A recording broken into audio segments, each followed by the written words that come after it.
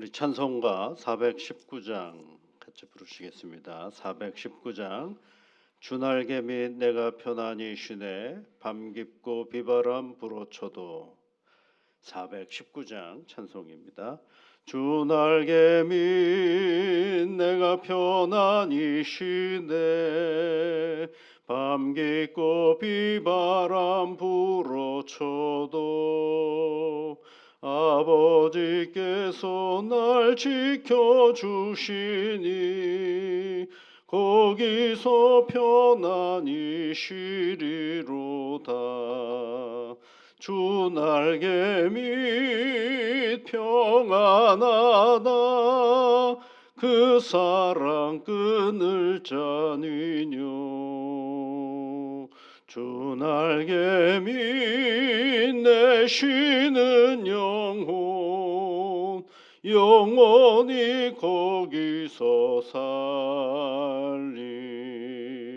주 날개 밑 나의 피난처 되니 거기서 쉬기를 원하노라.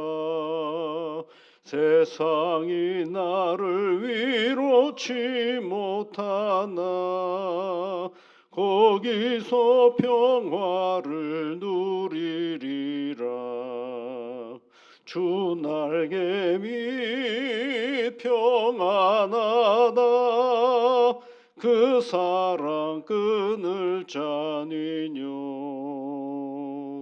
주 날개 밑 내 쉬는 영혼 영원히 거기서 살리.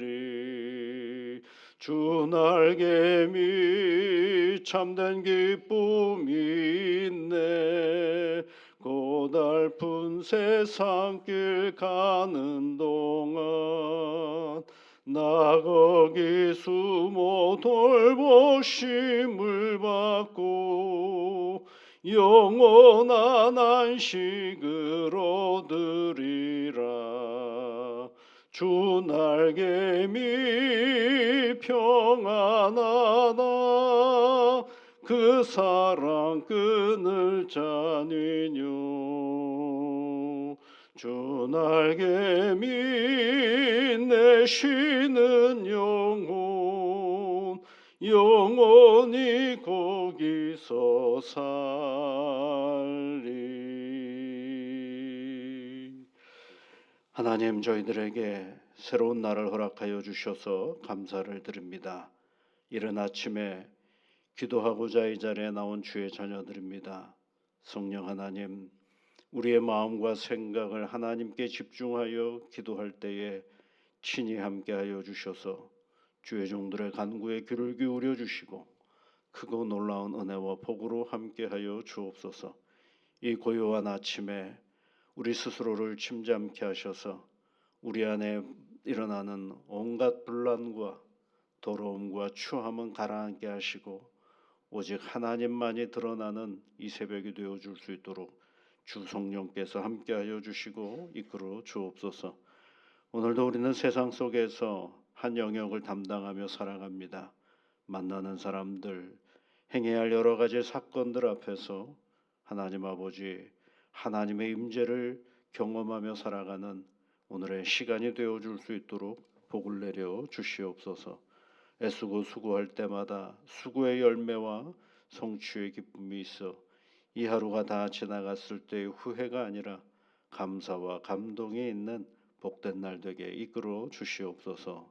예수님 이름으로 기도드리옵나이다. 아멘. 오늘부터 구약성경 다니엘서의 말씀을 읽어보겠습니다. 다니엘 1장 말씀입니다. 다니엘 1장 1절부터 21절까지 말씀 우리 함께 같이 읽어보겠습니다. 유다 왕 여호야김이 다스린 지 3년이 되는 해에 바벨론 왕 느부갓네살이 예루살렘에 이르러 성을 에워쌌더니 주께서 유다 왕 여호야김과 하나님의 전 그릇 얼마를 그의 손에 넘기심에 그가 그것을 가지고 신할 땅 자기 신들의 신전에 가져다가 그 신들의 보물 창고에 들었더라.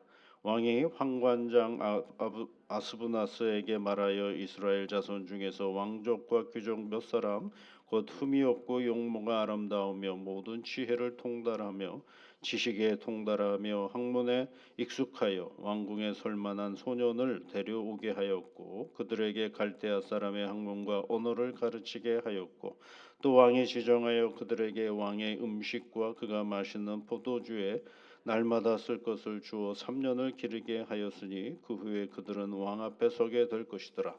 그들 가운데에는 유다 자손 곧 다니엘과 하나냐와 미사엘과 아사랴가 있었더라. 환관장이 그들의 이름을 고쳐 다니엘은 벨드사살이라 하고 하나냐는 사드락이라 하고 미사엘은 메삭이라 하고 아사랴는 아벳느고라 하였더라. 다니엘은 뜻을 정하여 왕의 음식과 그가 마시는 포도주로 자기를 더럽히지 아니하리라 하고 자기를 더럽히지 아니하도록 환관장에게 구하니 하나님이 다니엘로 하여금 환관장에게 은혜와 긍휼을 얻게 하신지라. 환관장이 다니엘에게 이르되 내가 내 주 왕을 두려워하노라. 그가 너희 먹을 것과 너희 마실 것을 지정하셨거늘 너희의 얼굴이 조취하여 같은 또래의 소년들만 못한 것을 그가 보게 할 것이 무엇이냐. 그렇게 되면 너희 때문에 내 머리가 내 왕 앞에서 위태롭게 되리라 하니라. 환관장이 다니엘과 하나냐와 미사엘과 아사랴를 감독하게 한 자에게 다니엘이 말하되 청하오니 당신의 종들을 열흘 동안 시험하여 채식을 주어 먹게 하고 물을 주어 마시게 한 후에 당신 앞에서 우리의 얼굴과 왕의 음식을 먹는 소년들의 얼굴을 비교하여 보아서 당신이 보는 대로 종들에게 행하소서 하매 그가 그들의 말을 따라 열흘 동안 시험하더니 열흘 후에 그들의 얼굴이 더욱 아름답고 살이 더욱 윤택하여 왕의 음식을 먹는 다른 소년들보다 더 좋아 보인지라. 그리하여 감독하는 자가 그들에게 지정된 음식과 마실 포도주를 제하고 채식을 주니라. 하나님이 이 네 소년에게 학문을 주시고 모든 서적을 깨닫게 하시고 지혜를 주셨으니 다니엘은 그 모든 환상과 꿈을 깨달아 알더라. 왕이 말한 대로 그들을 불러들인 기한이 찼으므로 환관장이 그들을 느부갓네살 앞으로 데리고 가니 왕이 그들과 말하여 보매 무리 중에 다니엘과 하나냐와 미사엘과 아사랴와 같은 자가 없으므로 그들을 왕 앞에 서게 하고 왕이 그들에게 모든 일을 묻는 중에 그 지혜와 총명이 온 나라 박수와 술객보다 10배나 나은 줄을 아니라. 다니엘은 고레스 왕 원년까지 있으니라. 아멘. 다니엘의 이야기는 그 사는 땅은 어디냐면 바벨론의 땅입니다. 그래서 이 다니엘서를 이렇게 이해하시는 게 좋습니다. 시작을 낯선 땅에서 하나님과 함께 사는 그 길을 얘기해주고 있는 것입니다. 낯선 땅에서 하나님과 함께 사는 길을 얘기해주는 게 이게 다니엘이죠. 근데 사실은 다니엘만 그렇지 않습니다. 성경을 가만히 읽어보십시오. 하나님은 낯선 땅으로 늘 하나님의 백성들을 보내었죠. 아브라함 잘 살고 있는데 본토 친척 아비 집을 떠나라고 얘기를 하고 있죠. 그래서 거기서 잘 살고 있는데 다 어디로 또 갑니까? 이방 땅 애굽으로 들어가죠. 그래서 애굽에서 잘 살만하니까 또 어디로 보냅니까? 광야로 내보내죠. 그리고 그 광야에서 다시 가나안으로 들어가게 하시고 거기서 또 살만하니까 남의 지배를 받는 아수르의 지배를 받기도 하고 바벨론의 지배를 받기도 하고 그래서 그 땅에서 어떤 땅에서든지 늘 낯선 땅으로 하나님은 이스라엘 백성들을 보내어 주셨어요. 우리 인생도 늘 낯선 곳으로 가지 않습니까? 안 가본 곳으로 가죠. 20대에서 30대로 가고 30대에서 50, 40대로 가고 그러다가 어느덧 70대가 되었고 80대가 되고 90대가 되고 이 인생도 늘 낯선 곳으로 가도록 되어 있습니다. 그러면 낯선 곳은 싫은 곳이냐 나쁜 곳이냐 알 수는 없어요. 그러나 중요한 건 그 자리에 누구와 함께 하느냐가 중요하다라는 것입니다. 어느 공간이 성스럽고 어느 공간은 추한 것이 아니라 내가 있는 자리가 성스러운 하나님과 함께하는 자리인가를 이 다니엘서는 우리에게 가르쳐주고 있는 것입니다. 그러니까 굉장히 낯설죠.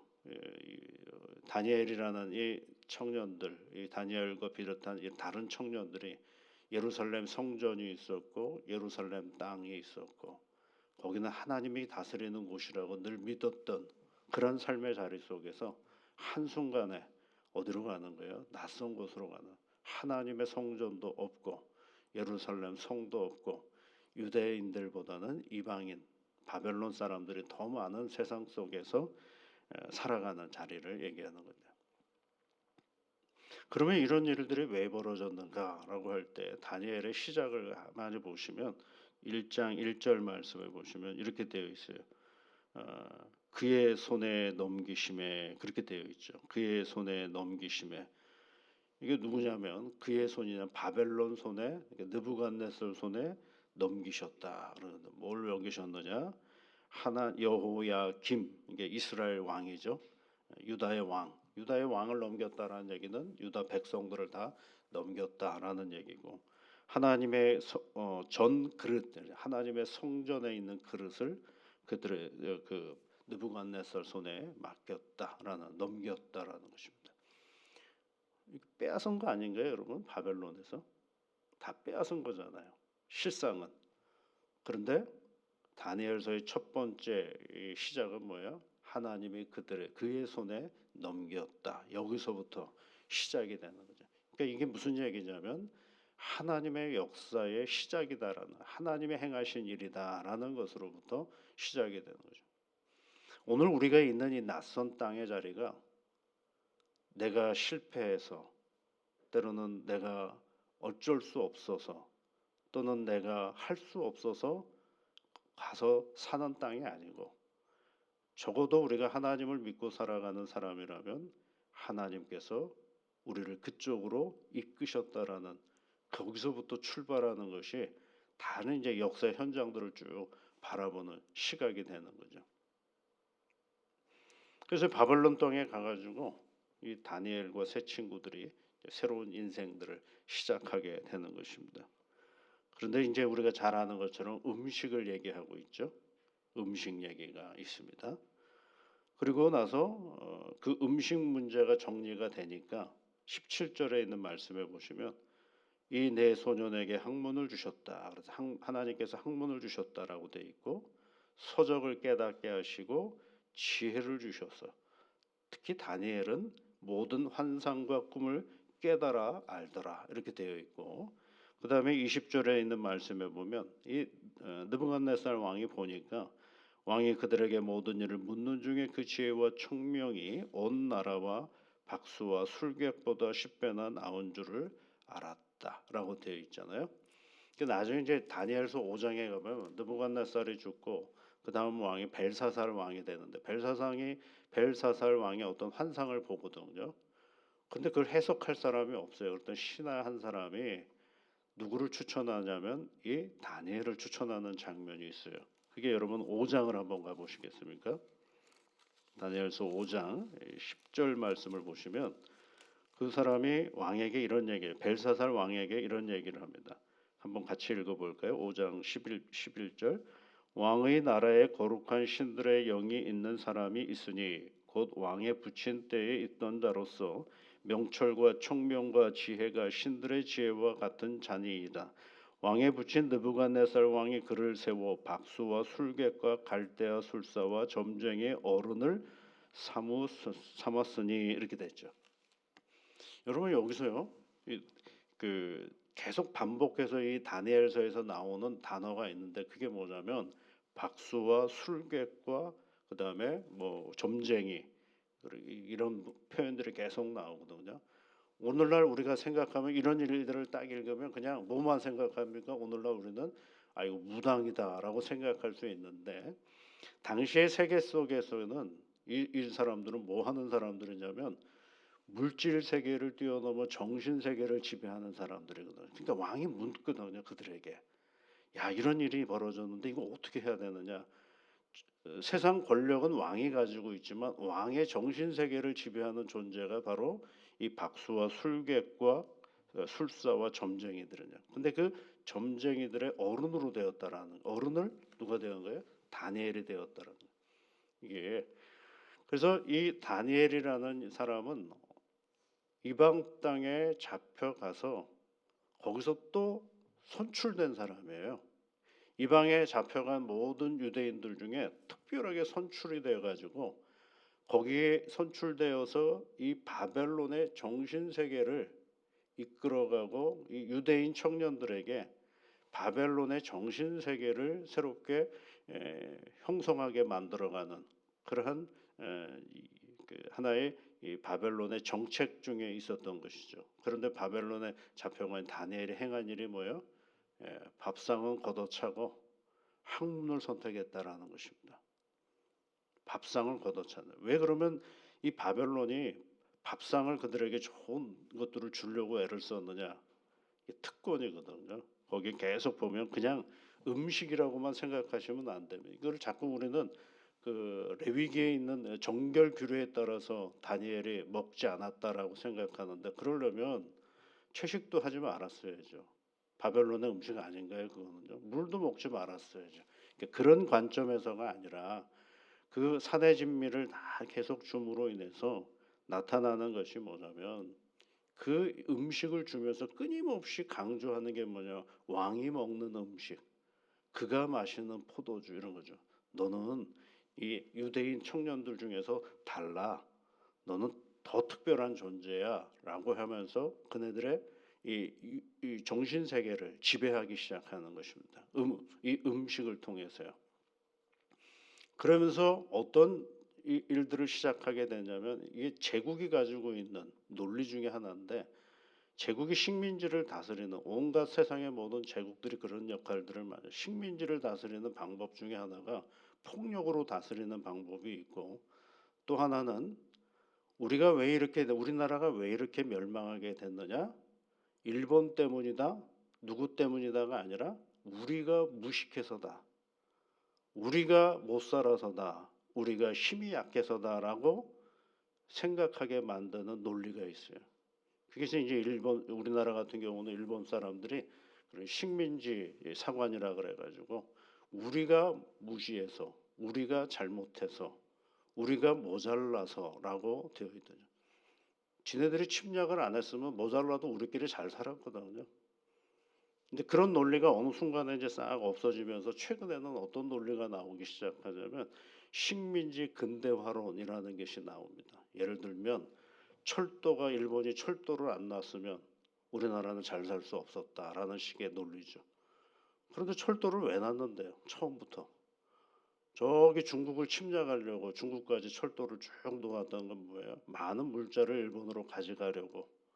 또 하나는 중국을 침략하려는 목적하에서 철도를 세운 것이지 우리나라를 잘 먹고 잘 살게 하려고 한 것은 아니었거든요.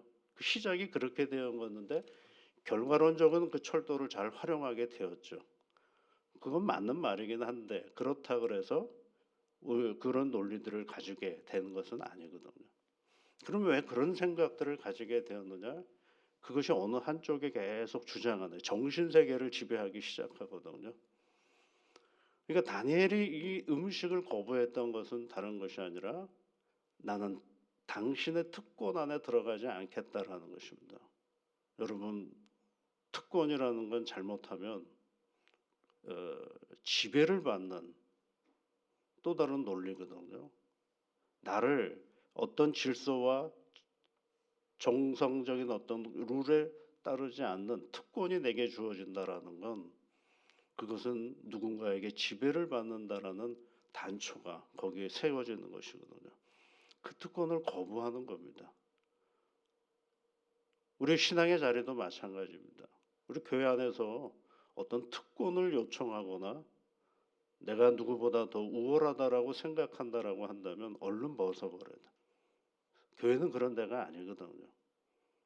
교회는 다 하나님의 백성으로서 이 믿음의 길을 걸어가는데 그것에 대한 생각들을 철저하게 갖기 시작하니까 하나님이 그들에게 무엇을 줍니까? 학문을 주시고 모든 서적을 깨닫게 하시고 지혜를 주시고 그리고 나서 뭐 하는 거예요? 나중에 술객과 그리고 온 나라의 박수와 그리고 10배나 더 나은 줄 알았다라고 되어 있잖아요. 그러니까 바벨론의 정신세계, 왕과 특권층이라고 할 수 있는 바벨론 세상의 정신세계를 지배하는 그 역할을 누구가 가지게 되느냐 하면 나중엔 다니엘이 가지게 되는 거죠. 그래서 다니엘을 괴롭히는 많은 바벨론 사람들이 있음에도 불구하고 꿈쩍하지 않을 수 있었던 건 뭐예요? 그네들의 정신 세계를 다니엘이 지배하고 있기 때문에 이거죠. 그 정신 세계가 뭐예요? 하나님, 하나님과 함께하는 다니엘의 그 꿋꿋한 신앙의 자리가 있기 때문에 함부로 그를 건드리지 못하는 것을 보게 되는 것입니다. 여러분 이제 우리가 다니엘서를 쭉 읽어 나가면서 잊지 말아야 될 하나의 주제라고 한다면 낯선 땅에서 내가 어떻게 하나님과 함께 갈 것인가. 거기에는 때로는 고집이 필요합니다. 신앙의 고집이 필요하기도 하고 고집만 있으면 아웃사이더가 됩니다. 지혜가 있어야 됩니다. 고집과 그 지혜를 가지고 신앙의 이 곤고한 시간의 삶의 자리 속에서 어떻게 나아갔는가를 우리가 함께 살펴보면서 오늘의 신앙에 도움을 얻는 복된 시간이 되실 수 있기를 바랍니다. 기도하겠습니다. 하늘에 계신 우리 아버지, 아버지의 이름을 거룩하게 하시며 아버지의 나라가 오게 하시며 아버지의 뜻이 하늘에서와 같이 땅에서도 이루어지게 하소서. 오늘 우리에게 일용할 양식을 주시고 우리가 우리에게 잘못한 사람을 용서하여 준 것 같이 우리 죄를 용서하여 주시고 우리를 시험에 빠지지 않게 하시고 악에서 구하소서. 나라와 권능과 영광이 영원히 아버지의 것입니다. 아멘.